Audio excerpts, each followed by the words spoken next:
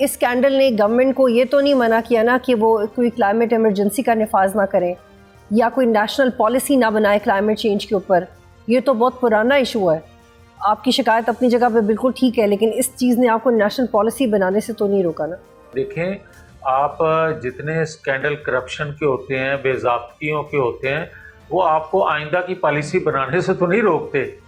آج بھی بنائی جا سکتی ہیں. اور جس طرح کے خواجہ آصف نے بات کی، سیالکوٹ کی، میں شہوپرہ کی بات کر رہا ہوں کہ کیس رجسٹرڈ ہیں اس کرپشن پہ. نیب اور جو دوسرے ادارے ہیں احتساب کے، وہاں یہ کیسز رجسٹرڈ ہیں لیکن کوئی پوچھنے والا نہیں ہے. یہ تو پھر حکومت کا فیلئر نہیں ہے نا، یہ تو اداروں کا پھر فیلئر ہے.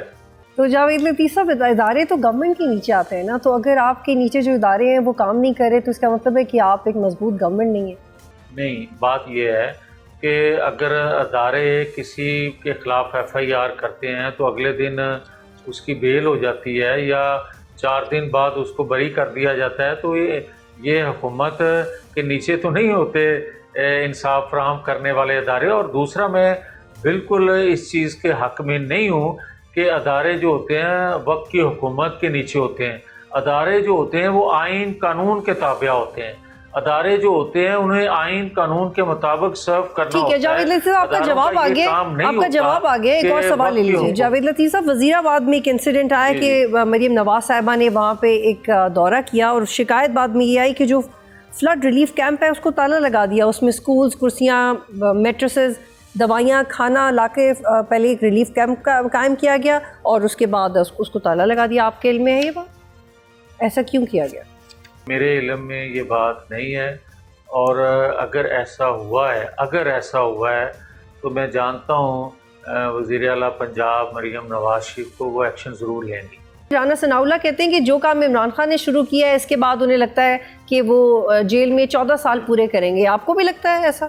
دیکھیں، مجھے یہ تو پتہ نہیں ہے کہ کوئی کتنا عرصہ جیل میں رہے گا یا کتنی جلدی باہر آ جائے گا، مگر میں یہ ضرور جانتا ہوں کہ جو عمران خان نے راستہ چنا ہے وہ ریاست کی بربادی کا راستہ ہے.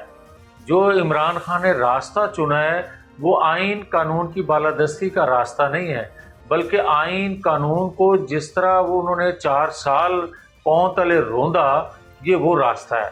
میں یہ جانتا ہوں کہ جو ریاست کے لیے نقصان دہ چیز ہے، میری جماعت ہو، کسی اور کی جماعت ہو، جو بھی ریاست کو نقصان پہنچانے کی بات کرے گا یا پالیسی بنائے گا، میں کم از کم اس کے سامنے کھڑا ضرور ہوں گا. اور عمران خان نے جو بھی آج تک، جب سے اس کو لانچ کیا ہے آج تک، اس نے کوئی ایسا کام نہیں کیا جس کو ایگزامپل کے طور پر پیش کر کے آپ کہیں، فخر کر سکیں اس کا حامی بھی، کہ آنے والے 25 سال کے بعد یہ فروٹ دے گئی پالیسی اس کی.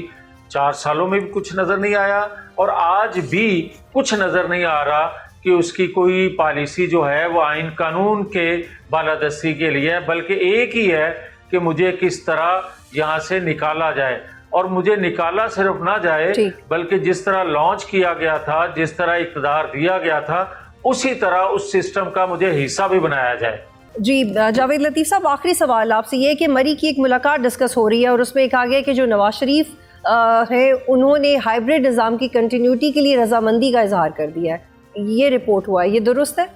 پہلی بات تو یہ ہے کہ میرے علم میں یہ بات ہے ہی نہیں، نہ کسی میٹنگ کا مجھے علم ہے، تو میں اس پہ تبصرہ کیسے کر سکتا ہوں. مگر میں جس نواز شریف کو جانتا ہوں وہ کبھی بھی کسی ہائیبرڈ نظام کی حمایت نہیں کر سکتے. میں جس نواز شریف کو جانتا ہوں وہ آئین قانون کی بالادستی کے لیے انہوں نے اپنے زندگی کے 30-35 سال دے دیے ہوں، تو یہ ایسا ممکن ہی نہیں ہے کہ وہ آئین قانون سے ہٹ کے کسی بات کو، کسی ایجنڈے کو سپورٹ کریں. میں اپنی بات کر رہا ہوں. سبسکرائب کریں اور بیل دبائیں تاکہ کوئی خبر رہ نہ جائے.